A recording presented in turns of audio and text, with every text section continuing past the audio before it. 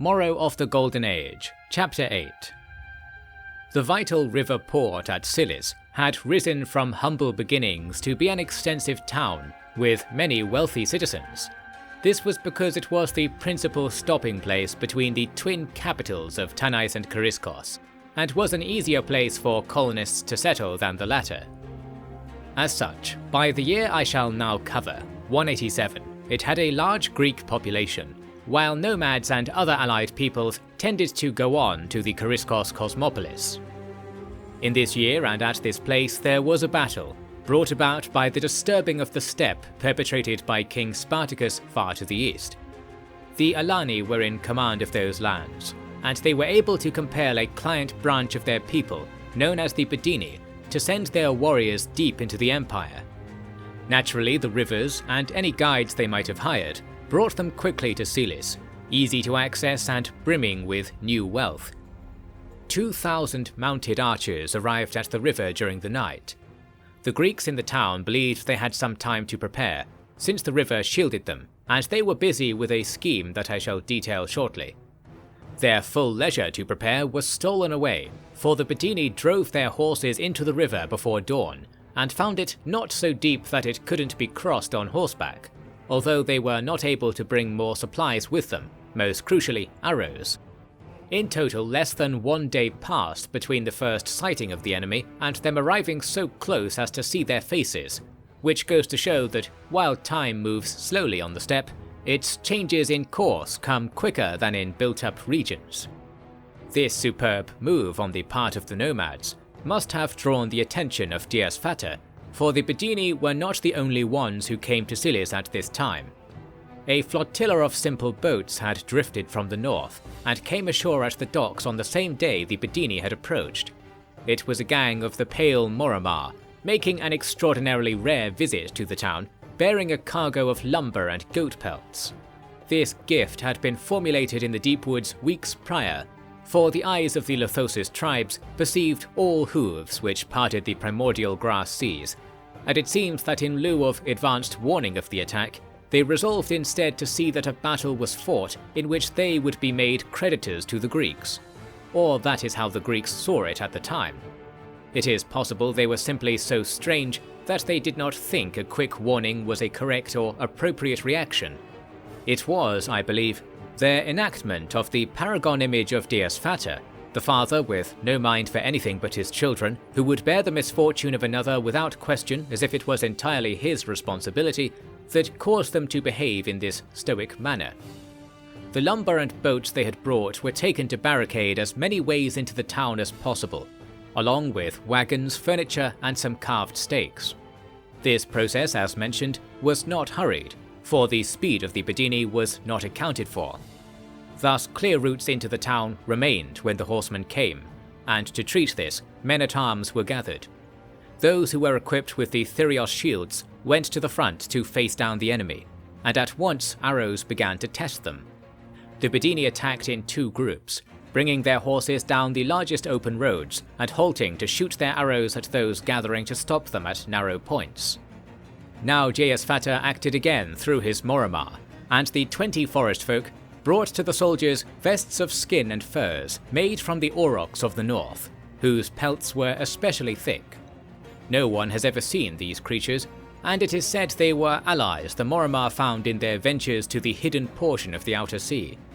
They demonstrated that the Greeks should remove their lamellar or brass protectives and wear these oversized furs, which was hard as there'd been no time to properly shape them for human use. Those keen enough to accept this request found the advantage quickly. The skins were thick and hairy enough to catch arrows and deflect their strikes, for indeed arrow strikes at a distance are very unstable and prone to all manner of mistakes. Once most of the soldiers in the thick of the standoff had been equipped like this, they were able to withstand the rain of missiles for hours. This distressed the Bedini, and some tried to ride in and break the formation apart with spears. However, since the Greeks were in such close ranks, and since their odour and appearance had been modified to be that of proud beasts and servants of Toris, the horses were too humbled to remain close. Furthermore, having come upon hope of victory, The Greeks and townspeople were now beginning to jeer and attack the horsemen with javelins, bows, slings, or even stones thrown by hand. There was no shortage of arrows, because many of those caught in the shields and armour of the citizen soldiers were suitable for reuse, and it came to be that the main effect of the day's bombardment was the transfer of this ammunition from the quivers on the Badini horses to those on the hips of the Greeks. There were 100 bows in the town's armoury, and these were given to those willing to enact a daring counterattack. At dusk, while the Badini waited on the road for some change in their fortunes, or more likely the recovery of their supplies on the eastern bank of the river, 100 Greeks went out via a concealed break in the barricades and went to lie in wait close to one of the contested roads. A fire was lit in the town on some high ground, so that the Badini could clearly see the sacrifice of a bull and a cow side by side. Then, with a gust of wind, their own arrows emerged from the rocks and trees around them with deadly speed. Horses moaned and panicked, and riders fell, and the situation seemed to change very quickly. The Badini again tried to advance, seemingly unaware of the direction the arrows were flying from, and they were not able to find their assailants. Instead, they challenged the shield walls again, with greater determination now, blinding their horses and ramming the Greeks. The Greeks used spears, taken in hand or thrown, to unseat the closest riders, and it was obvious that the assault could not make any progress. Since it was quickly becoming too dark, the Badini began to withdraw in small groups, although some became trapped by the movement of the Greeks and were taken as prisoners. Various buildings on the town's frontier were set aflame by the departing riders, yet each time this occurred, the Morrow tending to the fire at the sacrifice site would point their fingers at the light of the flame and demand that all be gathered together at once to honour the children of Toris, and indeed the flames did come and strengthen the main fire instead, sparing a great deal of damage. This is the sort of useful thing that experienced practitioners of bovine sacrifice can achieve. The celebrations lasted until morning, but the Greeks were shocked to see that the Badini were still nearby at first light. As they prepared their soldiers again, ragged and useless as they were now, the enemy offered an emissary who pled for safe passage across the river of the surviving men. The captains of the town were happy to negotiate for such things, and it came to pass that the Badini were expelled from the surrounds of Silis, and that the prisoners taken would be released if all the baggage and equipment on the east bank of the river was left where it was, to be taken by the town as spoils. This proceeded as agreed, and thus the town was free of its siege and enriched by the taking of a large amount of horses, slaves, gold, and other goods the Badini had gathered on their journey to this place. The Badini are recorded again some years later raiding Olbian territory to the west, suggesting that they were too ashamed to return to their families in the east. Suffice to say, the grand figures of the empire did not need to worry about them anymore, although we should bear in mind that this victory was unknown to King Spartacus at the time. He, though, had a victory of his own. During the de facto siege of Sarai, foraging patrols from both sides had met in a lush valley a short distance to the southeast of the city, where the treetops on the high ridges looked upon both the would-be city and the extensive Alani camp. They were really quite close to each other, since the Alani had drifted closer and closer to the ideal grazing sites that were near the river. After arguing over rights to various places, the foragers had begun to fight, each side calling upon their comrades to come and settle the matter. More and more men arrived to the valley, and in the afternoon there were thousands of men facing off and occasionally brawling, with no particular goal or vision for a battle. Once Spartacus came to interpret the situation, he saw that most of the Alani were dismounted, staking their claim to certain places and features of the landscape. He ordered an immediate attack, and he was right to do so. The Alani were not used to fighting on foot, and scattered to fetch their horses. The Bosporans kept close and harassed the Alani, and the sight of this infected those further back with fear of a disaster, and they began to flee also, and the speed at which all this happened can only be described as astounding. And this was only the beginning. With only 1,000 footmen, King Spartacus drove the Alani riders away and killed all those who could not reach their horses, then followed the survivors into the large civilian encampment on the adjoining plain. The panic delivered by the routed men tore this camp apart as forcefully as a gale, and it is usually claimed that the gods must have poisoned the minds of the proud nomads to be so pitifully fearful in face of the king. One wonders if this undersells the reputation Spartacus had built for himself, for as much as his own troops disliked him for his callous nature and berating tongue, his enemies had come to know that he was a soldier first and king second, invoking the image of Greek legends that even these steppe peoples had heard. It was typical of steppe people to see one acting with exemplary traits to be naturally possessed of many more, which I can't help but compare to the notion of the paragon deities and their manifestations in the view of the Lithosis. There is likely a connection, but we have other things to progress to here. The Bosporans briefly raided the Alani camp while it was being packed away, and saw that approximately 50,000 people were displaced from the city's periphery, which was of great relief to the colonists. Many from the Alani camp even submitted to Spartacus, being not especially loyal to their nation. Indeed, the steppe people here were of several kinds. Sarmatians, Sakas and Scythians of rare breeds all mingled among the Alani proper, who were a peoples from even further east originally. As usual, this is something people often say, but no one can find where the claim arose, or what truth there ever was to it. This caused their loyalties to be soft, and the appeal of Sarai's fine land pulled hearts from their obligations with its echoing call from the old Golden Age. The rest of the nomadic population moved north to link up with another nearby camp, from which warriors came to ensure that Spartacus would not pursue. This highlights the difficulty the king faced even in victory. He could not venture far from the city, lest it be taken by a swift movement of the enemy, and nor could he compel the enemy to fight without strange circumstances, such as those he had discovered in the previous incident. Therefore, the wider matter was unresolved, and tens of thousands of nomads continued to utilize the fertile lands around the river Dikos as if it were their own. Spartacus and all the colonists were trapped in their struggling colony, and the Alani did not have to do anything at all in order to douse the Greeks' hopes for safety and success. Since the siege was not at all strict or complete, messengers and even caravans had gone to Tanais and revealed the tenuous nature of the project to the councilmen there, who in turn sent detailed reports to Chariskos.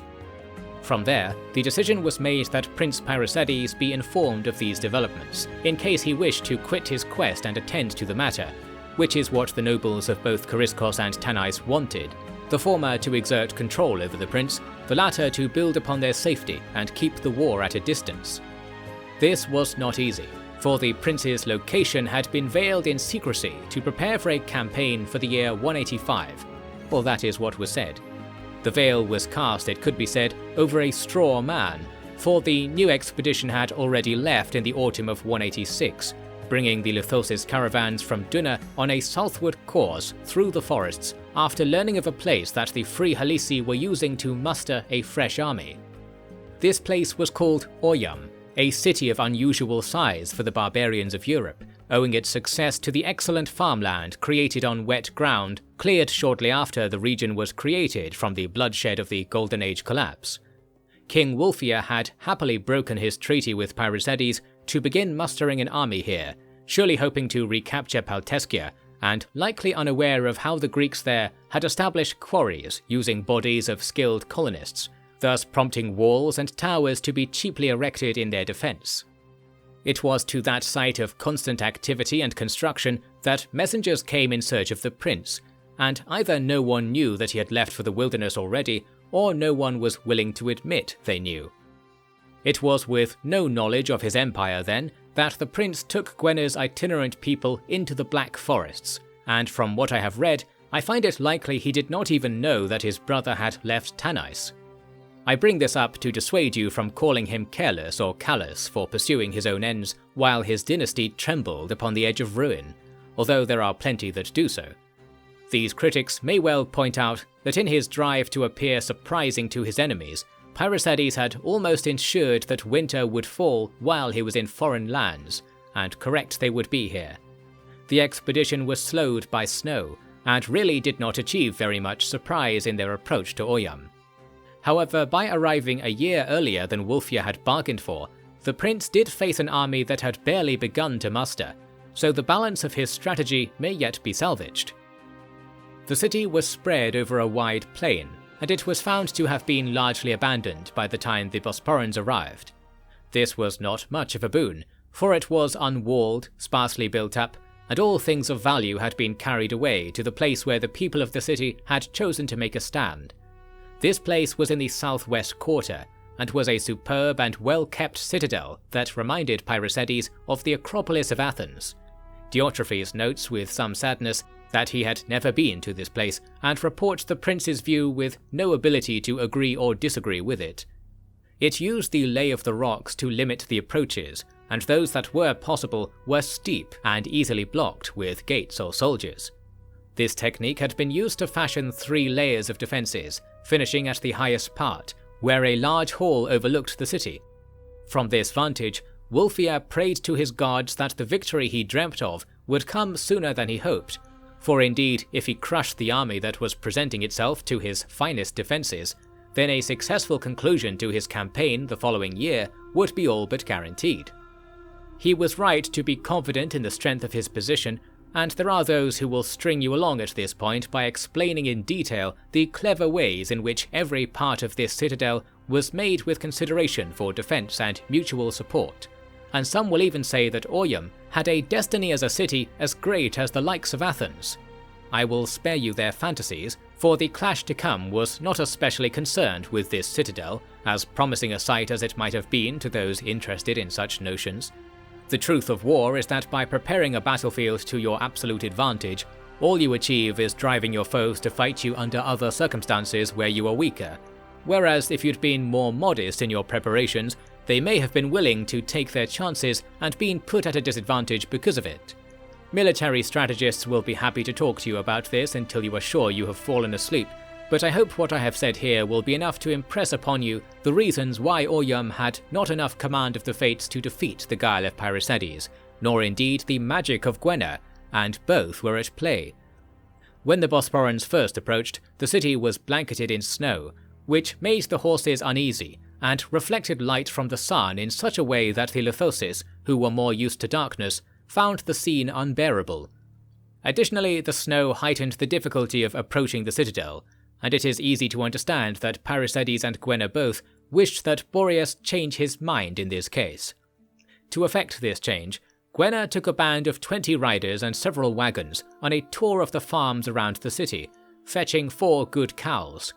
She then brought these to the citadel and began to parade them in a ring around it, with a cow and a wagon always at 4 corners of a square. Once a trail had been marked out in the snow, she cut incisions in the cows' necks and then carried on the march. The defenders above watched a ring of blood be cast around them, and they must have been taken by rumour and fright, for some of the townspeople began to flee, despite the warriors attempting to hold them back. Those who escaped were accosted by the Greeks and instructed to surrender. However, this was a fool's errand when it came to these people, whose blood was infused with the memories of thousands of years of merciless warfare. They preferred to fight hopelessly than surrender hopelessly. The people pulled fence posts from the fields or took up farming tools, and they challenged the armoured companion riders to battle, with courage that inspired Paereces to later write, "The fury of the half-men was on open display, and it was so compelling that I felt not ashamed to have been from a legacy like that in the far past. No, I realized that the half-men were simply those best able to traverse an imperfect world, scorned by the gods. Looking upon those peasants, I found us equal in a sense, thinking warmly that both I and they might be the last of those who would let the fall of the world make them harsh, the last of the half-men." Some say that this passage conflicts with the actions he took that day, but I will argue otherwise. First, I shall lay out the facts of the matter. Paereces ordered his soldiers to make captives of the townspeople challenging them, for which horses and ropes were used. Several hundred people were captured, from which Paereces sent the young and old back to their homes. The remainder he took to the camp to imprison them, while he made certain preparations. He was waiting for the spell cast by Gwenna to take effect, and when he awoke the next morning, it was done. The sun shone hotly, and the snow was in the final stages of melting away. Do not doubt that this is the most well-attested to use of magic we have come across thus far, no matter what force you praise for achieving it, and I have hardly touched upon that particular topic. Gwenna burnt 4 pyres around the citadel to thank Toris for gifting her his powers, and the Lithosis were encouraged to see that they were on the correct course. This did not change the military situation very much, and that is why Parysades had to act as he now did. He retrieved his prisoners and took them close to the citadel. He divided the group into men and women, and handed the men to the Lithosis. These men were tied to trees around the farm fields, often high up in the bare branches, and some branches were removed so that those in the citadel could see the prisoners without obstruction. The women were subject to a game that the Greeks found highly amusing, and the Lithosis less so, in which basic armaments were provided to the group, who were loosely tied together such that they had to move about as one, and they were tasked with winning their freedom in combat against any Bosporan who wished to exercise themselves. The purpose of this strange game was humiliation, and its intended audience was not those who witnessed it closely, but those who witnessed it from afar.